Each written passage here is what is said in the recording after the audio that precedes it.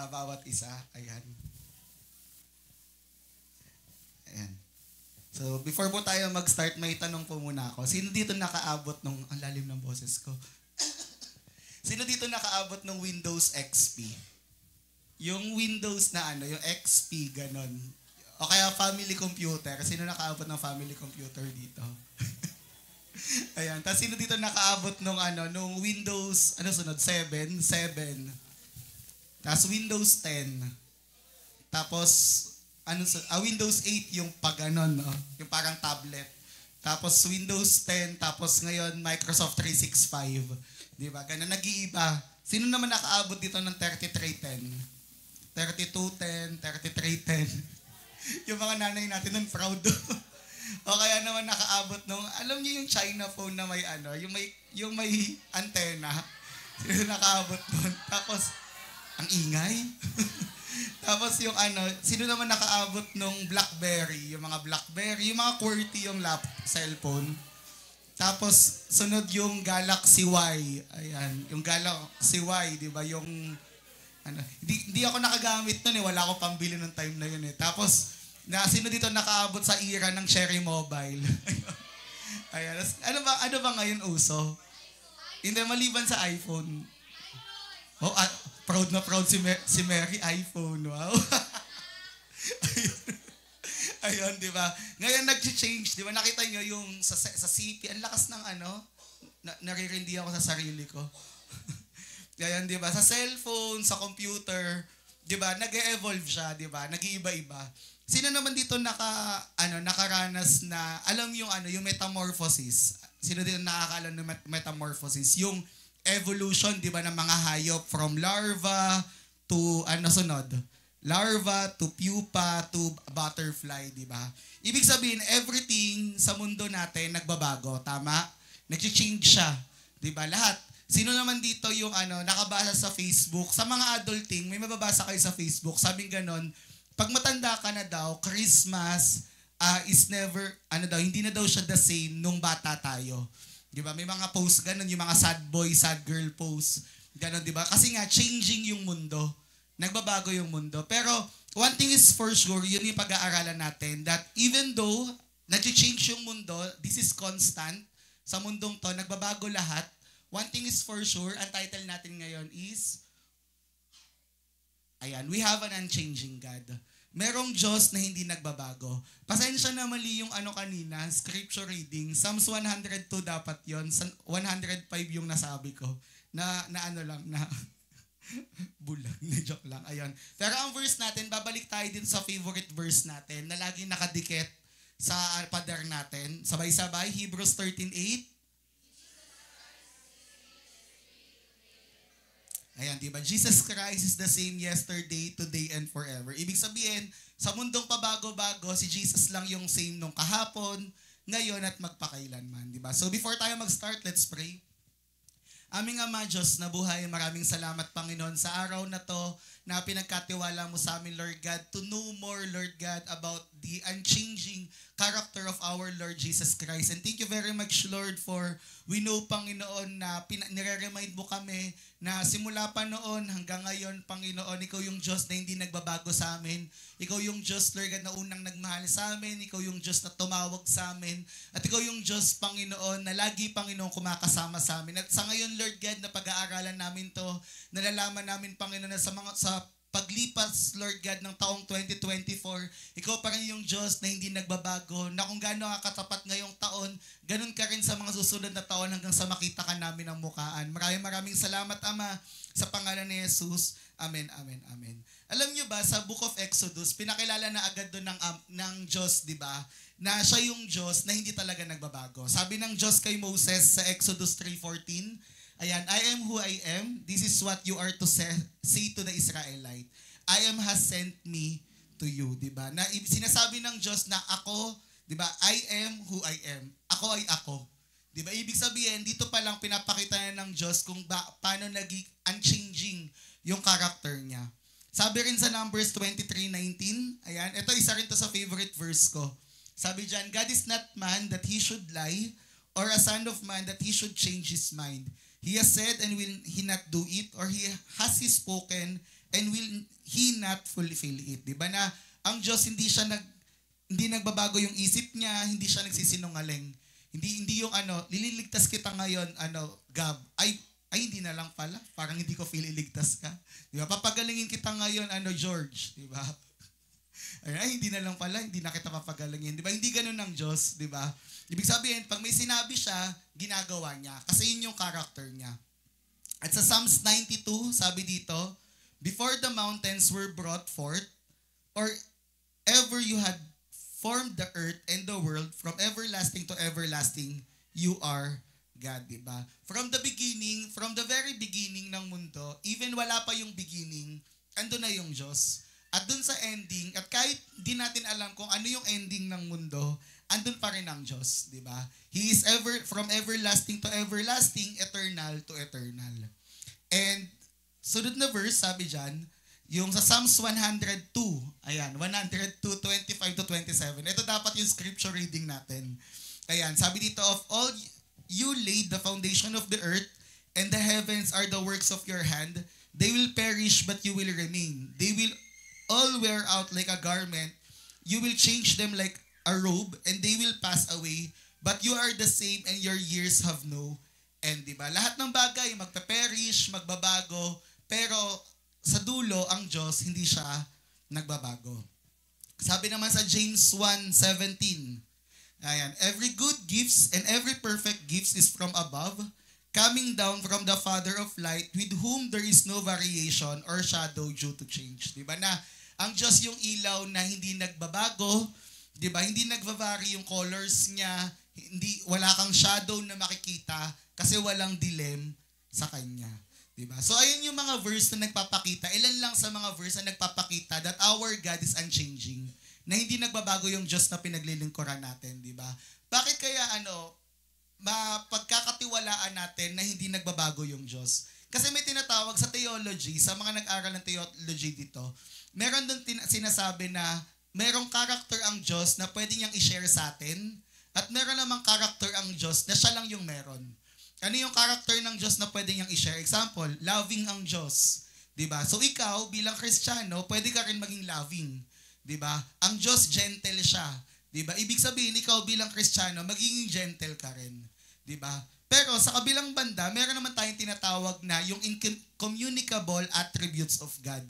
Ibig sabihin, ito yung katangian ng Diyos na hindi niya pwedeng i-share sa tao.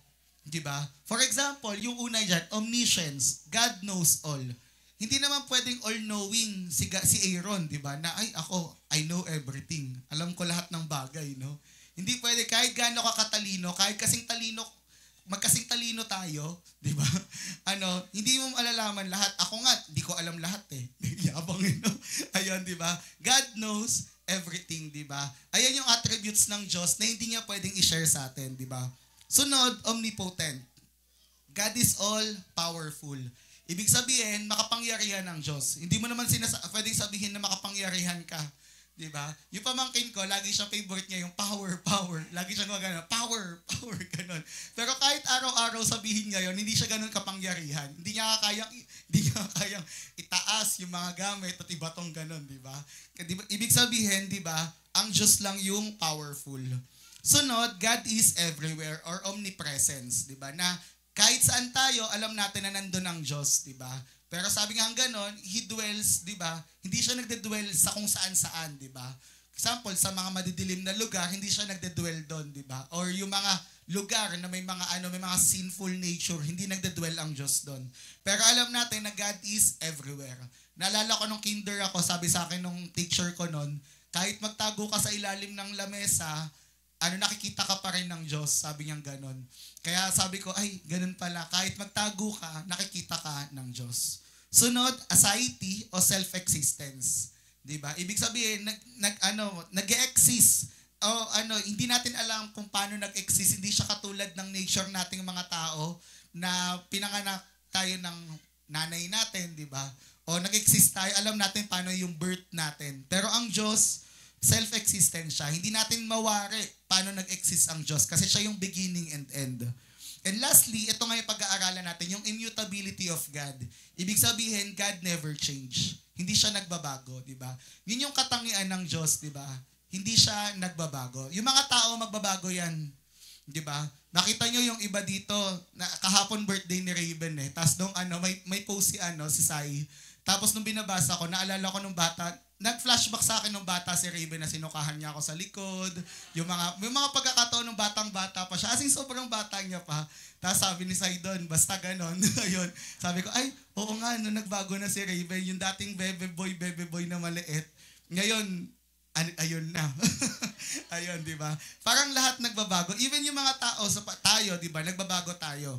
Meron dito, iba, hindi naman kayang magsalita dito sa unahan. Ngayon, nakakapagsalita na. Di ba? Meron dito iba, parang hirap na hirap, kumbaga, meron dito ibang tao na parang, ganito lang ang dati. Ngayon, eto na. Ganon, di ba? Yung mga tao nagbabago rin, di ba? Nature yan ng tao. Yeah, pero ang Diyos, hindi siya nagbabago. Diba? Kahit tayo magbago yung pakikitungo mo sa Diyos, si Lord hindi magbabago yung pakikitungo sa iyo. Yung example, yung dati kang sobrang active tayo sa church, ngayon hindi na. Si Lord active pa rin siya. Yung pakikitungo niya sa iyo, hindi nagbabago yon, hindi nag-change yon. Diba? Sabi nga ganun, tayo nag-fail tayo, pero si Lord hindi siya nag-fail. Tayo nag-change tayo, pero si Lord hindi nagbabago sa atin. Diba? At sabi nga dito, God is immutable in His essence and in His attributes. Ibig sabihin, pwede natin pagkatiwalaan na in this changing world, we can count on our unchanging God. Diba? This world changed, diba? Na dati yung mga gantong panahon, di naman naulan. Ngayon, naulan. Diba? Yung dati gantong panahon, sobrang lamig eh. Diba? Naalala niyo yung panahon na ang lamig-lamig ng gantong panahon, ang sarap mga rolling. Ngayon, nakakatawad na kasi kahit gabi, pawisan ka, diba? Ayun, diba? Dati, yung mga ang dami mga panahon dati na ganito yung paligid natin. Pero ngayon, iba na. Yeah, bakit? Kasi even this world is changing. Diba? More na tumatagal yung mundo, parang more nagiging chaotic nga ang mundo. Kaya bakit daw ngayon, sa panahon ngayon, ayon sa survey, yung mga millennials at Gen Z, ayaw mag-anak. Sabing ganon. Bakit daw ayaw na mag-anak ng mga panahon? Yung mga matatanda natin, sinasabi, mag-anak na kayo, ganyan. Pero yung mga tao daw ngayon, mga millennial, Gen Z, mas nag-focus sa mga careers nila, sa mga bagay na interesado. Bakit? Kasi sabi nila, ang hirap magpalaki ng bata sa panahon ngayon. Diba? Nakilala nga ako, may office mate ako. Kumbaga, well-off sila.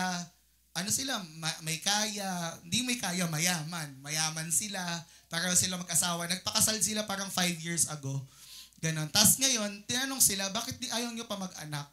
Sabi nila, ang hirap magpalaki ng bata ngayon, di mo alam kung lalaking maayos, hindi mo alam kung lalaking okay, kasi parang dahil nga wala rin silang pagkakakilanlan kay Lord, parang naiisip nila baka mapariwara, o kaya naman parang ang hirap na mabuhay in this age, di ba?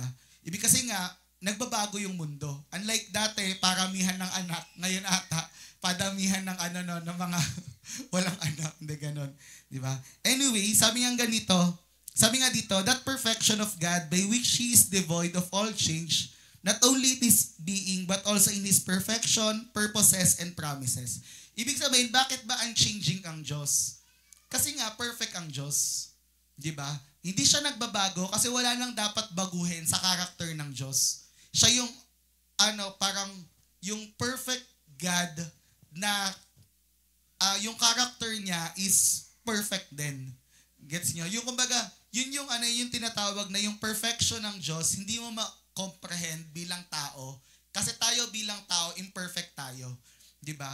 Kaya ganun na lang hindi talaga nagbabago yung katangian ng Diyos. Sabi ni R.C. Sproul, the Lord is immutable. It is impossible for His character or being to undergo any mutation. 'Di ba? Ibig sabihin, wala nang mutation na nanggagaling. Wala nang changes, evolution na mangyayari sa Diyos. His power cannot be augmented or diminished, di ba? He never learns or forget. Wala nang pwedeng matutunan ang Diyos kasi all-knowing siya, di ba? Wala rin namang kayang kalimutan, although kinakalimutan niya yung mga kasalanan natin, di ba? Pero ganun pa man, hindi kanya kayang kalimutan, di ba? Every single detail ng buhay natin, alam niya. Diba? And he cannot be anything other than perfectly holy. Diba? And last na lang sa intro natin, sabi dito, nothing God has ever said about Himself will be modified. Nothing the inspired prophet and apostles have said about Him will be rescinded. His immutability guarantee this. All that God is, He has always been, and all that He has been and is, He will ever be. Ibig sabihin lang nito, yung unchanging God, katulad ng inspiration na binigay niya sa mga propeta o apostol, kung paano si Lord nung Old Testament times, kung paano si Lord even before the Bible, kung paano si Lord during New Testament, ganun din siya sa atin. Ibig sabihin, nagfo-flow pa rin yung power niya, yung all-sufficiency ng Diyos sa atin from the very beginning up until now. Kaya di ba tayo bilang Kristiyano, naniniwala tayo that si Lord, hindi siya bounded na, hindi Old Testament times kasi siya yan New Testament yan. Kung anong nangyari sa Old, anong nangyari sa New, anong nangyari sa Christian era ngayon, ganun pa rin ang Panginoon. Diba? Kung paano yung justice ng Diyos from the Old Testament, ganun din from New Testament. Ganun din from the dispensation of grace. Kung paano yung power ni Lord kumilos from Old Testament to New Testament to this dispensation. Diba? Ganun hindi nagbabago ang Panginoon. Kaya nga, tayo yung faith natin, di ba, na yung pagpapagaling ni Lord kahit na nung New Testament or Old Testament, ganun pa rin sa panahon natin. Di ba? Kung paano yung blessing ni Lord ng mga miracles, di ba, yung mga miracle sa oil, miracle sa mga flour, miracle sa wine, di ba? Ganun din yung miracle na kayang gawin ni Lord sa panahon natin. Kasi hindi nga nagbabago yung power niya. Di ba? Madalas yung faith natin yung nagbabago, pero yung power ni Lord hindi nagbabago. Hindi siya nagiging limited. Di ba? Ayan. Ngayon, ano ba yung reality ng pabago-bagong mundo? Ayan. Ito, some lang to, onti lang to, hindi ko nilista lahat kasi sobrang dami. Nung tinype ko kay ChatGPT, sabi ko, bigyan mo nga ako ng list ng reality na nagbabago yung mundo. Ang daming sinabi ni ChatGPT hanggang sa nag-error na sa dulo. Ayun. So, ayoko na to. Ayun. So, nag-isip ako, ano ba yung top 5 na nagbabago sa mundo? Una, aging of physical body. Diba? Yung katawan natin tumatanda. Diba? May mga kapag dumating ka sa mga 25 above na edad, madalas ayan na yung mga time ng mga decision making ng mga tao na parang ang sinasabi na nila, I'm not getting younger anymore. 'Di ba? Kailangan ko na ganito, kailangan ko na ng ganyan, kailangan ma-achieve ko na 'to. 'Di ba? May mga bucket list tayo na kailangan natin magawa kasi hindi na tayo pabata. Kaya yung sinasabi, 'di ba? Yung physical body dati deteriorates, 'di ba? Nangihina tayo. Kaya nga sabi, habang nasa prime years ka pa, itong mga edad na to from 20 to 30, hanggat kaya mo, 'di ba? Do your best, diba, to serve the Lord, to pursue kung ano man yung mga pinapapursu sa'yo ni Lord. Kasi nga, nag-age yung katawan natin. Diba? That sad truth yon, diba? Pero sinasabi nga yung wisdom nanggagaling din naman doon sa aging ng physical body natin. Pero, diba, alam natin na nagbabago yung katawan natin, diba? Yung dati na hindi nasakit likod, ngayon isang oras ka palang nakaupo, masakit na yung likod mo. May friend ako sa Instagram, natatawa ako. Isang buwan pa lang siyang employed, nagrereklamo na siya na masakit yung likod niya. Sabi ko, uy, di ka pa nga regular. Nagrereklamo ka na masakit yung likod mo, okay ka. Tapos sabi nga, tapos na ako sa prime era ko. Sabi niya gano'n. Sabi ko, arte-arte mo. Hindi ka pa nga tapos sa training period mo. Tapos ka na agad sa prime era mo. Ayun. Pero totoo kasi yun, di ba? Dumarating tayo sa point na may mga shifting sa physical body. Pangalawa, technologies are advancing. Nagbabago yung technology. Di ba? From dati na the keyboard, at dati na nauso pa nga dati yung tawag doon? Yung mga QWERTY na cellphone, o kaya naman yung computer na malalaki. Di ba? Yung mga family computer. Ganon, di ba? Ngayon, di ba, paliitan, panipisan, di ba? Yung example kay iPhone, di ba, sa Apple, di ba? Yearly nagche-change. Every September or October, mag-release yan ng bago from saan sila nagsimula? 3G, 4, 5, 6, 7, 8, tapos 10, 11, 12, 13, 14, 15, tapos ito nakaraang September, naglabas sila ng 16. Diba? Next year, September or October, lalabas na naman sila ng 17, 18.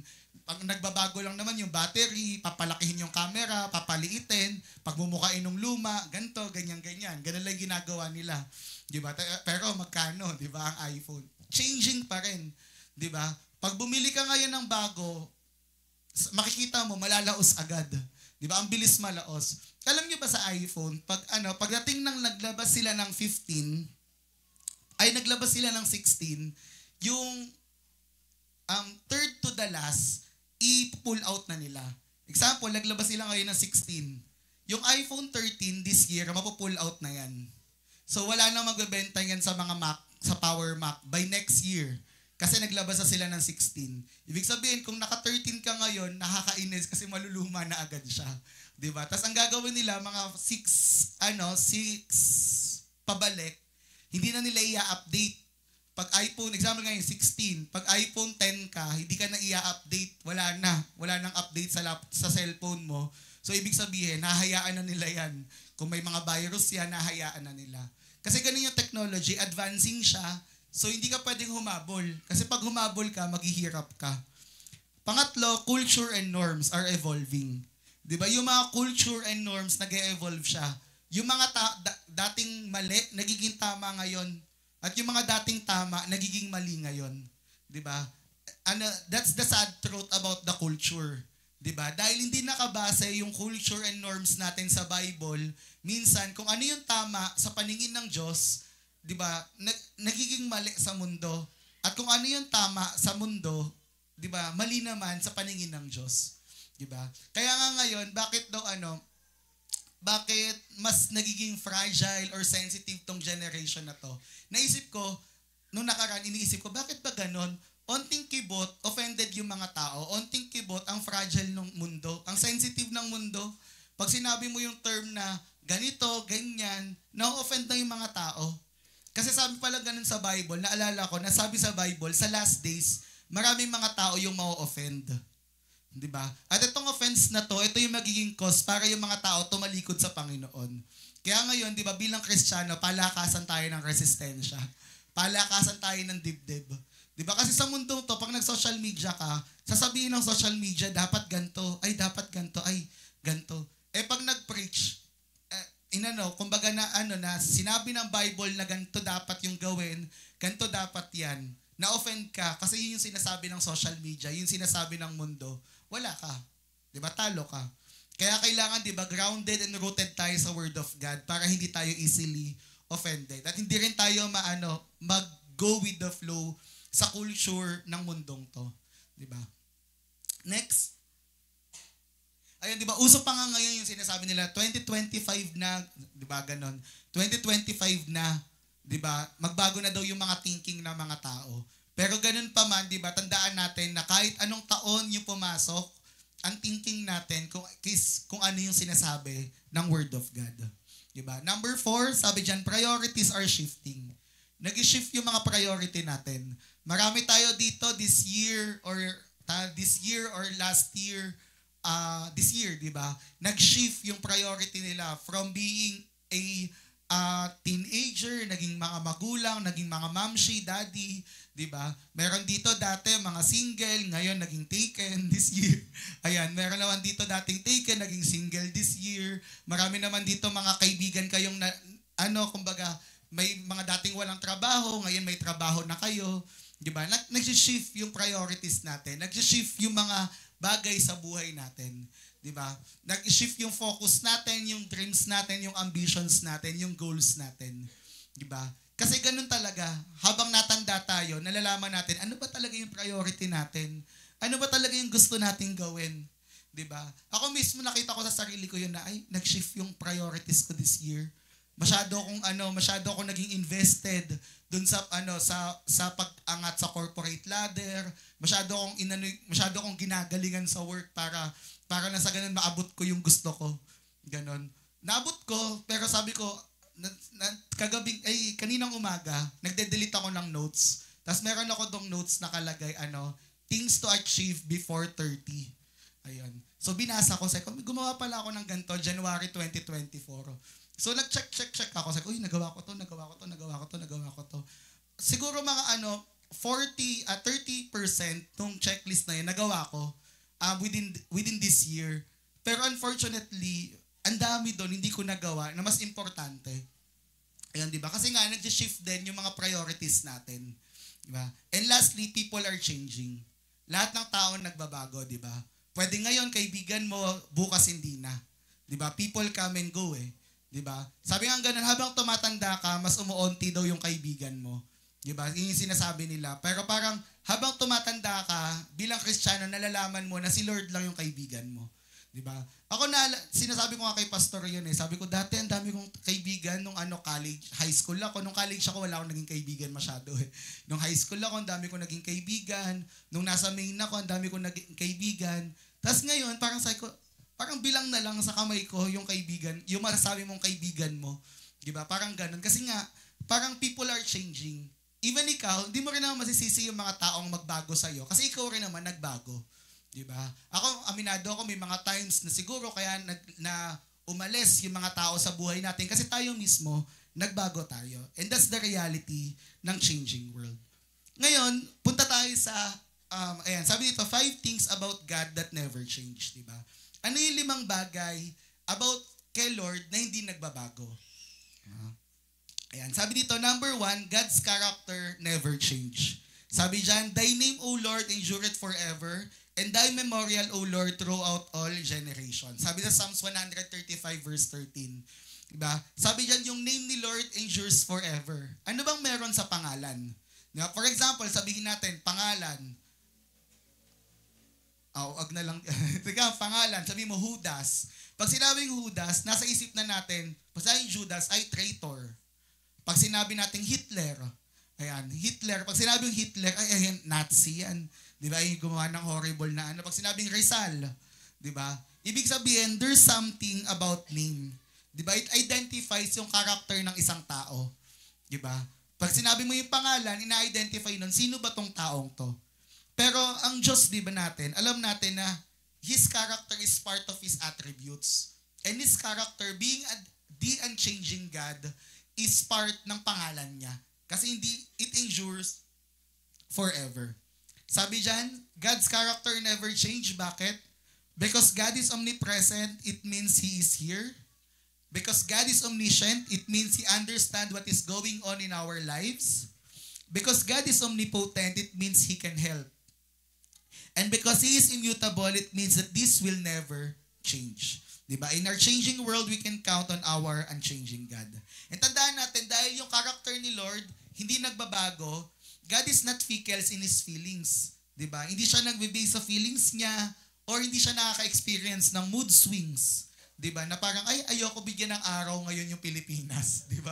What if, diba, may mood swing ang Diyos? Diba? Kawawa tayo. Ay, sige nga, bukas tatamad ako i-bless to eh. Boring. Tayo lang ganun eh. Pero ang Diyos hindi nagbabago.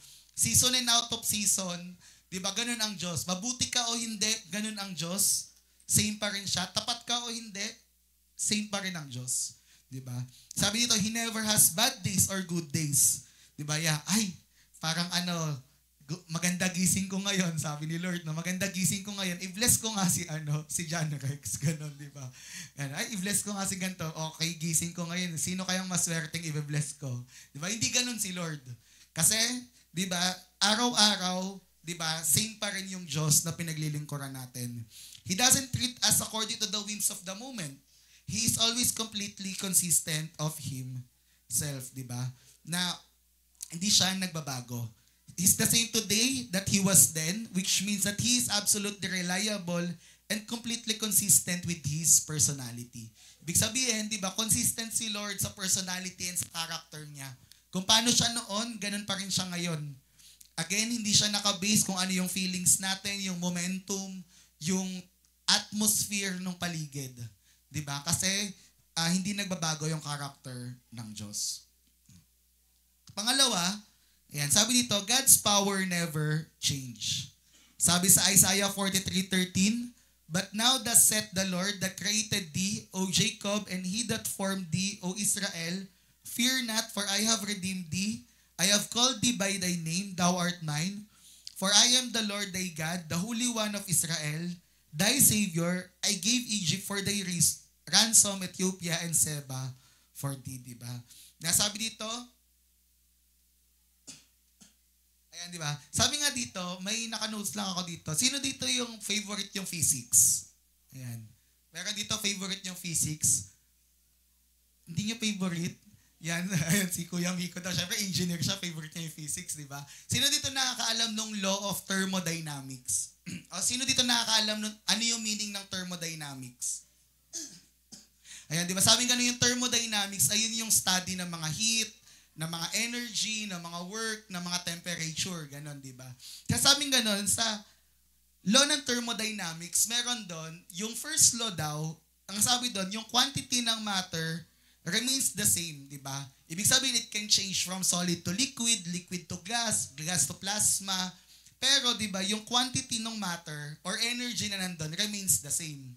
Pero, sabi gano'n, yung second law naman, ng thermodynamics, sabi dito, yung quantity remains the same, pero yung quality nagde-deteriorates. Di ba? Ibig sabihin, okay, constant yung matter, constant yung energy dun sa anong yon sa bagay na yon, pero sinasabing ganun na yung quality niya nagde-deteriorates over time. Ibig sabihin, kung ngayon solid, naging liquid, from liquid, naging solid, naging liquid, naging gas, tapos binalik mo sa solid, di ba? Nandun, same matter, pero yung quality niya nagbabago. Di ba? At ganun yung nature ng kahit na ano sa mundo, mga matter ng mundo, pero tandaan natin, yung nature ni Lord, hindi nagbabago. Diba? Yung power ni Lord hindi nagbabago. Sabihin mong yung Old Testament time, si Father yung nangungusap.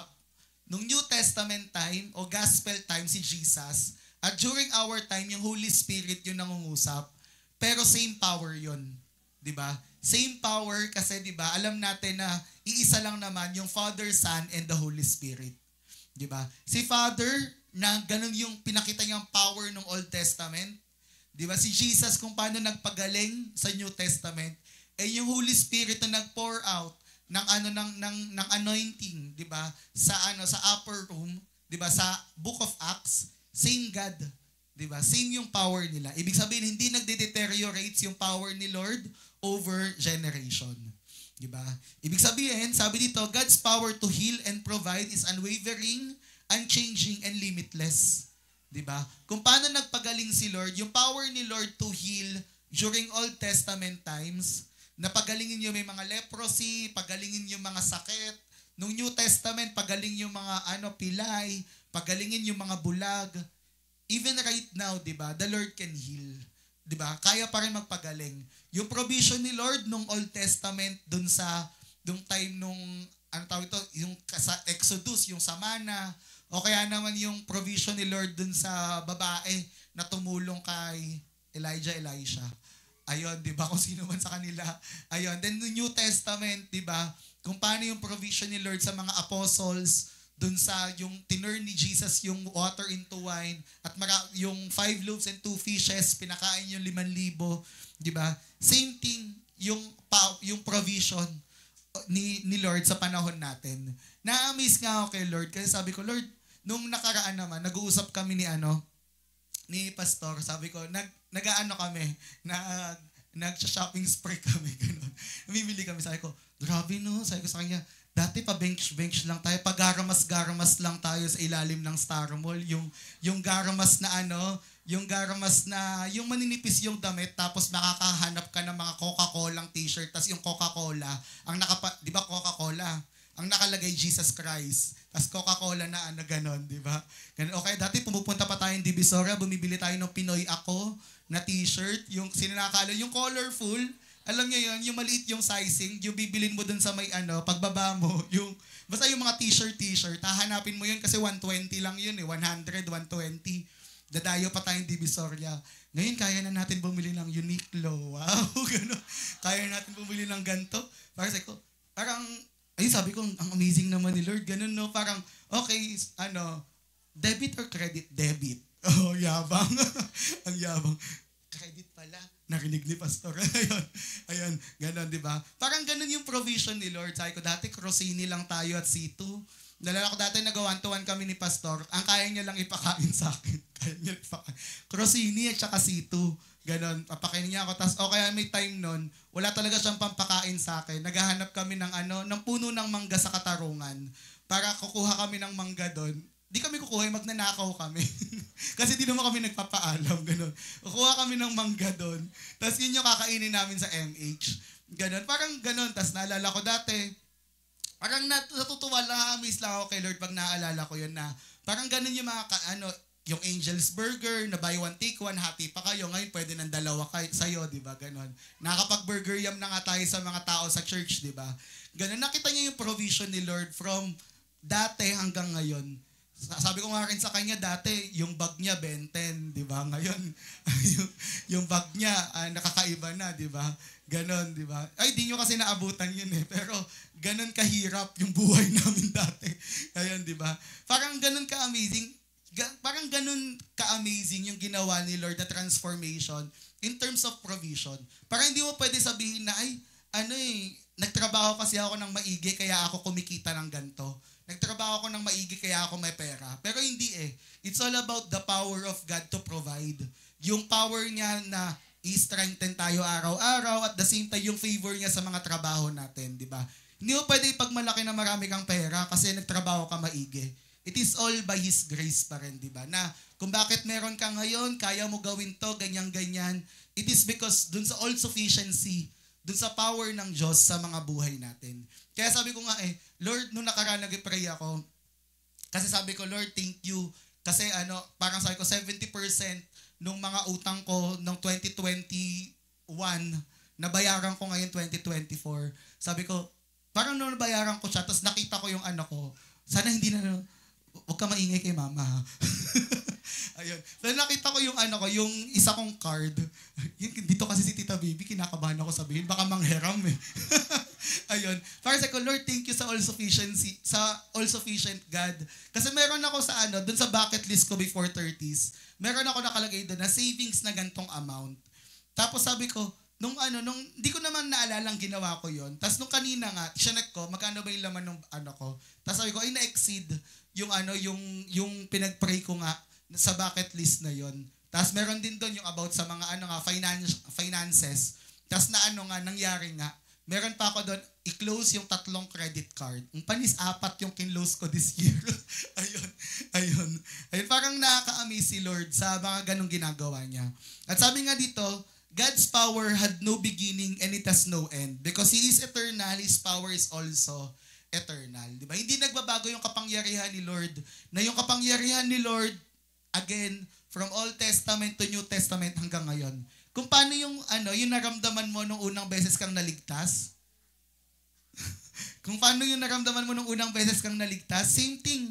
Ganon kayang ibalik ni Lord yung naramdaman mo up until now. Kung paano ka binless ni Lord noon, kaya ka pa rin niyang i-bless ngayon. Hindi nagbabago yung power ni Lord, di ba? Pangatlo, sabi dito, God's promises never change. Di ba? Sabi sa Joshua 21:45, not one of all the Lord's good promises to Israel failed, everyone was fulfilled. Di ba? Etong verse na to recounts how God kept every single promise He made to Israel, di ba? Na every single promise ni Lord sa Bible, gagawin niya sa atin. Dati niregaluhan ako ni Pastor. Lagi si Pastor binabanggit ko. Niregaluhan niya ako ng God's promises na color orange, na sunset yung design. Tapos meron doon, God's promises to you for healing, for provision. Di ba? Tapos natuwa ako kasi ang kapal na libro nun, tapos panay verse siya about promises of God. Tapos kada may pangangailangan ka, nakikita mo, meron doon, may binibigay na promise si Lord. Tapos ewan ko kung sino dito nakaabot, yun sa PCBS, yung battle, na meron dong mga papel na maliliit na bilog, tapos pubulot ka ng isa, tapos mga promises yun ni Lord, tapos pag malungkot ka daw, kuha ka ng isa, yun yung swerteng verse mo sa araw na yun, di ba? Ayun, kinakuha mo, makuha mo, Jesus wept, ganun, joke lang. Makuha mo, for the wages of sin is death, ganon. Tapos naputol yung papel. Ganon. Ayun, di ba? Ganon. Parang ganon kadami yung promises ni Lord, di ba, sa atin. At tandaan natin na yung mga pangako ni Lord hindi nagbabago. Yung pangako ng tao, pwede magbago yan. Example, ako madalas nakakalimutan ko sa Sunday school, nangako ako, next week, bibigyan ko kayo ng ganito. Kina next week, hindi ako yung teacher, nakalimutan ko na. Ganon. Ayun. So, may mga ganon na hindi kami nanalo, kaya walang donut. Okay? Ayun. Ayun. Sunod, sabi dito sa Titus 1:2, in the hope of eternal life, which God who does not lie promised before the beginning of time. Na ibig sabihin, before the foundation of the world na to, yung mga promises ni Lord never na broken. Never niya na fail. Diba? Hindi nag-fail si Lord na i-fulfill yung pangako niya. Even single dot or comma sa Bible, isa sa katuparan ni Lord. Yun yung nakaka-amaze kay Lord no, na kada book of the Bible, makakakita ka ng pangako niya. At kada pangako niya, kaya niya i-fulfill sa buhay natin. Sabi sa Romans 11:29, for the gifts and the calling of God are irrevocable. Diba? Ibig sabihin, God's gift and calling cannot be taken back or changed. Diba? Kung ano yung pagkatawag sa'yo ni Lord, tinawag ka doon. Diba? Hindi yung magbabago yon. Okay, sige, tinawag kitang ganito, pero ayaw mo, sige, baguhin na lang natin, gawin na lang kitang police. Diba? Tinawag kitang pastor, sige, ayaw mo pala magpastor, sige, gawin na lang kitang traffic enforcer. Ganon, gawin kitang ganito. Hindi nagbabago yung calling ni Lord. Same thing with the gift. Diba? Binigyan ka ni Lord ng gift sa teaching. Binigyan ka ni Lord ng gantong pangako na gagamitin ka ni Lord sa bagay na to. And once He has made the promise, it is unalterable and permanent. Okay? 2 Corinthians 1:20, sabi dyan, for no matter how many promises God has made, they are yes in Christ, and so through Him, the Amen is spoken by us to the glory of God. Diba? Na all of God's promises are yes and amen. Diba? Lahat ng pangako ni Lord, i-fulfill niya through Jesus Christ. Diba? At alam natin, yun yung perfect promise ni Lord na babalikan niya tayo eh. Diba? Babalik siya dito at yun yung greatest na pangako ni Lord na hinihintay natin. Maraming pangako si Lord sa Bible, i-bless niya tayo, i-strengthen niya tayo, siya yung hope natin, siya yung joy natin. Pero the good thing is, hindi doon natatapos. Hindi natatapos sa pag-retain niya sa atin, pag-preserve niya sa atin, kundi alam natin na ang gagawin pa rin ni Lord, hindi lang niya tayo susustain, kundi babalikan niya tayo dun sa eternal hope and eternal joy natin sa langit. And Psalms 89:34, sabi dyan, I will not violate my covenant or alter what my lips have uttered. Ibig sabihin, hindi, di ba, yan, hindi nagbabago, hindi kayang i-violate ni Lord yung mga sinasabi niya. Sabihin, kung sinabi niya to sa Bible, kung ganito yung pangako niya sa Book of Psalms, sa Book of Proverbs, sa Book of Matthew, Mark, Luke, and John, hindi niya yun i-violate. Gagawin at gagawin niya yun. Again, every single dot and comma ng Word of God, every promises ni Lord, gagawin niya sa atin. Kasi God's promises are steadfast and cannot be changed. Numbers 23:19, God is not a human that He should lie, not a human being that He should change His mind. Does He speak and then not act? Does He promise and not fulfill? Diba? Ito, inuulit lang dito na unlike tao na kayang mangako at magsinungaling, si Lord, never siya nagsinungaling sa mga pangako niya. Okay? And pangapat, sabi dito, God's precepts never change. Diba? Tandaan natin that the Word of God lasts forever. Sabi nga dito sa Isaiah 48, the grass withers, the flower fades, but the word of our God shall stand forever. Diba? May panood pala akong preaching, Baptist preacher siya, nadaanan ko lang siya. Actually, di siya mahaba. Ano lang siya, yung sa YouTube, yung mga reels, ganon. Sabi niyang ganon, pag may mga nakita daw tayo sa New King James na ETH, diba? Witheret, faded, diba? Ang ibig sabihin daw niyan, present tense, diba? Pag sinabi daw na present, ibig sabihin daw, existing siya from the very time na sinulat yung Bible up until now, hanggang sa mga susunod na araw na babasahin mo yung Bible, existing yung verse na yon. Kasi it still happens dun sa present natin. Okay? Ayun. Sabi pa dito sa Matthew 24:35, heaven and earth shall pass away, but my words shall not pass away. Diba? Lahat ng bagay sa mundo magka-pass away, but the word of God will remain. Di ba? Sabi pa dito, may quote nga dito, sabi diyan, all the promises demand statement of purpose, words of warning that God addresses to us as a Christian still stand. Tandaan natin na yung buong Bible, buong nakasulat doon from Genesis to Revelation, sa 66 books ng Bible, lahat ng yon ay hindi nagbabago. Lahat ng yon ay magre-remain the same at maglalast forever. At sabi dito, John 10:35, it was Jesus himself who said, the scripture cannot be broken. Diba? Hindi mababroken ang scripture and nothing can annul the eternal God's truth. Diba? Walang makakapag, ang dami nang gumawa ng paraan para itago ang Bible. Diba? Kaya ang daming ginawa ng kaaway para hindi dumating sa panahon natin yung Bible. Pero di ba nag-stand up until now yung Bible. At di ba kayo na-amaze na 40 different author yung Bible pero iisa yung mensahe. Di ba? Hindi naman magkakakilala yung lahat, di ba?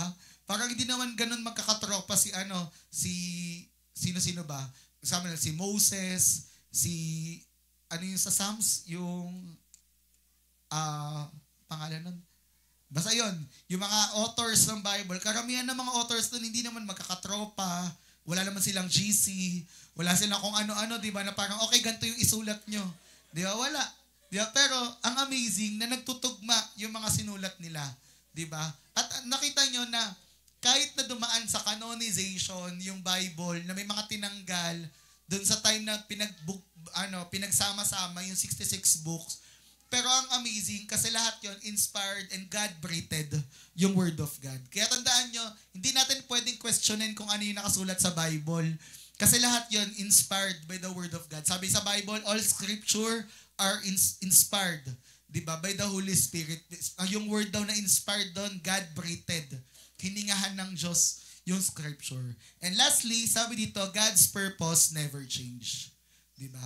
Kung ano yung purpose ni Lord, sa buhay natin, hindi nagbabago yon. Sabi sa Isaiah 14:24, the Lord of hosts hath sworn, saying, surely as I have thought, so shall it come to pass, and as I have promised, so shall it stand.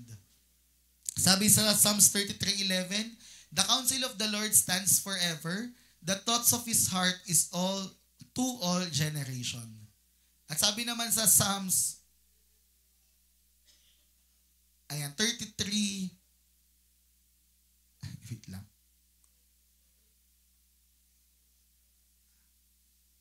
Ayan, di ba?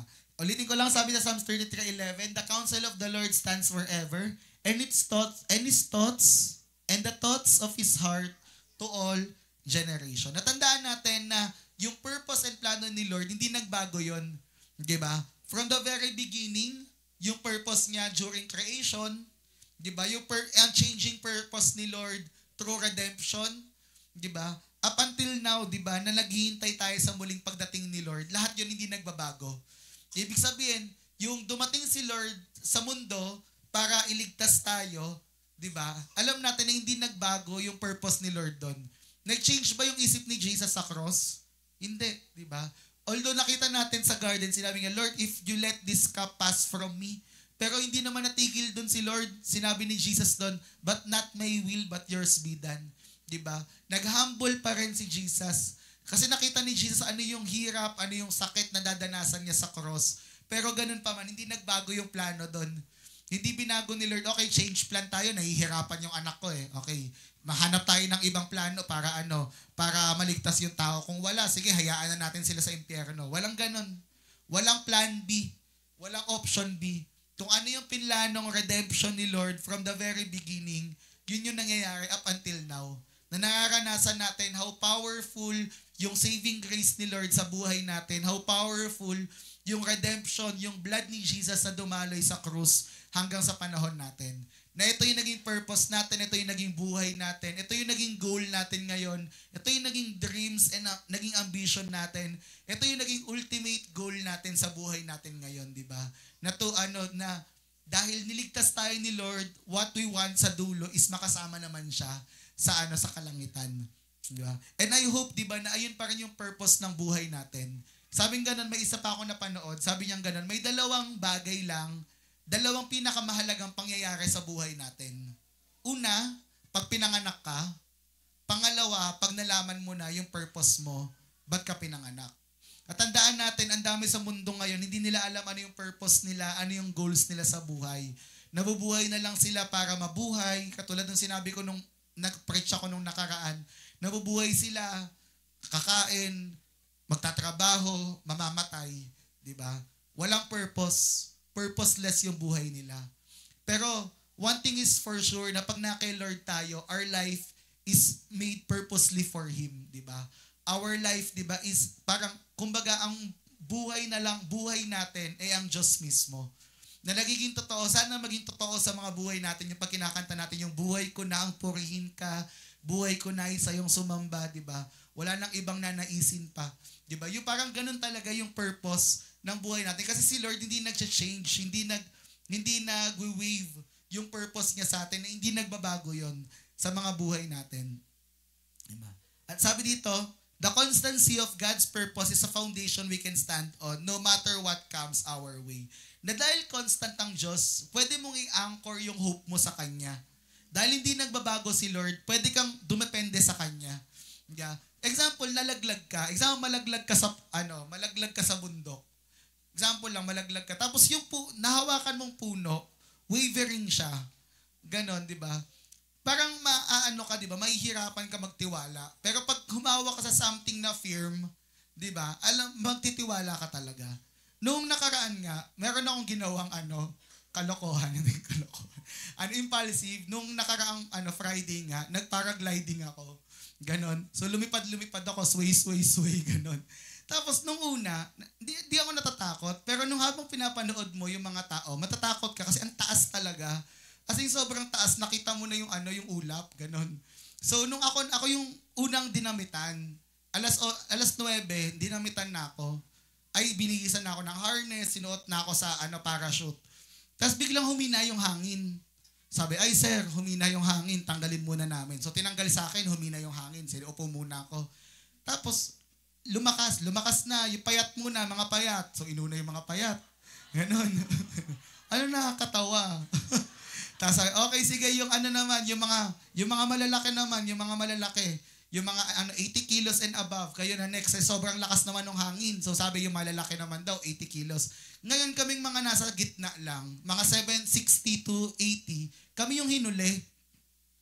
So dahil parang kami yung hinuli, alauna na ako. So lahat tapos na, ako na lang yung nandun. Sabi ko, shucks, lahat na. Paano kung sa sobrang gamit na tong parachute, humiwalay yung sinuli, gano'n, nag-ano na ako. Tapos so ako na, lumipad na. Paglipad, actually, hindi nakakatakot. Hindi nakakatakot pag nasa tuktok ka, hindi nakakatakot. Ang nakakatakot pag nagbago yung hangin. So, nung nasa sabi nung pilot sa niya, sir, akyat ko pa. Sabi ko, sige po, akyat niyo pa. Kasi nabababaan pa ako kita ko pa yung bundok Sabi ko, akyat niyo pa, nakikita ko pa yung hindi ko pa abot yung aeroplano dumadaan Sabi ko, ganun. So, inakyat niya pa. Pag akyat niya, okay pa. Sabi niya, ganun. Parang ang galing ng mga piloto nun kasi alam nila yung hangin. Sabi niya, sir, may dadating na hangin na. Pagdating ng hangin, gumanon, umikot ng ganon. Mag-ikot ng ganon, sigaw ako. Sabi ko, ano to? Ay, ganyan. Siyempre, di ko sabi, hindi ako nagmura. Ganon. So, ikot ng ganon. Tapos, sabi niya, sir, nawawala ng hangin na. Ang taas na namin. Nung nawala ng hangin, alam mo yung parang naiwan yung kaluluwa ko doon. Yung, gumanon. So, ganon. So, parang na-realize ko doon, wala. Gusto ko lang ikwento. Ayun. Joke lang. Na-realize ko doon na yung wind, nagwe-wave siya. So, hindi ka pwede magtiwala sa wind. Diba? Sa hangin, nagwe-wave siya. Hindi ka pwede magtiwala. Sa mga bagay sa mundo, ang dami mga bagay sa mundo na hindi mo pwede ipagkatiwala yung mo. Kahit nga yung pilot doon sabi ko, hindi ko pwede ipagkatiwala yung sarili ko doon. Yeah. Pero alam natin na si Lord, siya yung foundation na pwede natin, diba? Pwede tayo mag-lean, pwede tayo mag-hold on. Diba? Siya yung foundation, si Lord yung foundation na kahit na anong mangyari, diba? Hindi nagbabago kung paano niya tayo hawakan. Sabi nga ganun, diba? Tayo madalas, pag gumawak tayo kay Lord, bumibitaw tayo. Pero si Lord, pag ginawakan niya tayo, hindi niya tayo binibitawan. So now, sabi dito, as we trust in Him, we find peace knowing that God's will is perfect. His timing is flawless and His love never fails. Hindi nagbabago yung pag-ibig ni Lord. Laging on time, yung timing niya sa mga buhay natin. And to conclude, sabi dito, yung unchanging love ni Lord, it provides us for spiritual anchor din sa unchanging world, di ba? Sabi dyan, number 1, spiritual anchor of stability. Dahil alam natin na hindi nagbabago si Lord, alam natin na meron tayong strength na para kumapit sa Kanya. Sabi dito, and wisdom and knowledge shall be the stability of thy times, and strength of salvation, the fear of the Lord is His treasure. Na dahil hindi nagbabago si Lord, alam natin na pwede tayong kumapit sa Kanya kasi siya yung strength natin. Dahil hindi nagbabago si Lord, siya yung spiritual anchor of security natin. Alam natin na safe tayo sa Panginoon. Sabi sa Matthew 7:24, therefore, whosoever heareth these sayings of mine and doeth them, I will liken him unto a wise man which built his house upon a rock. Na alam natin that we are forever safe in the everlasting arms of our Lord dahil hindi siya nagbabago.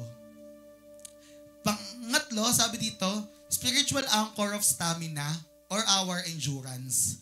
And not only so, but we glory in tribulation also, knowing that tribulation worketh patience. Diba? Na alam natin na dahil hindi nagbabago si Lord, kaya natin mag-endure hanggang dulo.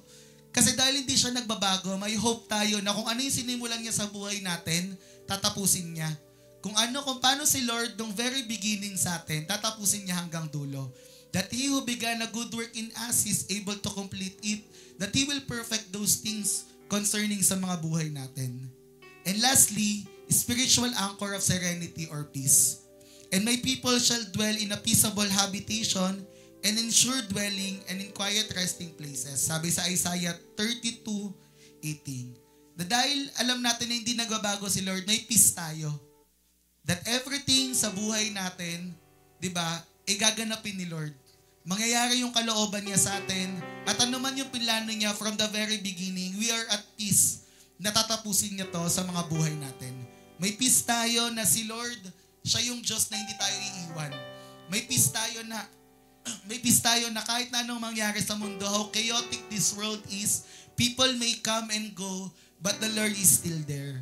Di ba? May peace tayo na alam natin na kahit kailan, merong Diyos na hindi nang iiwan sa atin. At sabi nga dito, lastly, the year may have changed, but God did not. Di ba? Na how amazing it is that yearly we celebrate how good and how faithful our God is in our life. Di ba? How amazing yon na etong taon to magkakasama na naman tayo, di ba? Nung Pasko, magkakasama tayo. Ngayong bagong taon, magkakasama tayo. At ilang taon pa man, di ba? Hanggat di pa dumating si Lord na nandito pa rin tayo, ba tayo nag-i-stay? Kasi alam natin na hindi nagbago yung Diyos na pinaglilingkuran natin. At lastly, sabi dito, the one thing that never changes, that everything except God changes. Because God does not change, we can be at peace when everything else around us does. Diba na? Kumbaga, lahat ng bagay sa mundo, pwedeng magbago naman talaga, pero si Lord hindi. God works in our changes to move us forward, never backward. In every change, we can be sure God is planning for our good, moving us closer to Him. In this way, we can not only embrace change, but also welcome it. Diba? In the changing world, sa kahit na anong bago, magbago man ang mundo, magbago man ang panahon, magbago man yung mga tao sa paligid natin, magbago ka man, di ba? Si Lord hindi siya magbabago.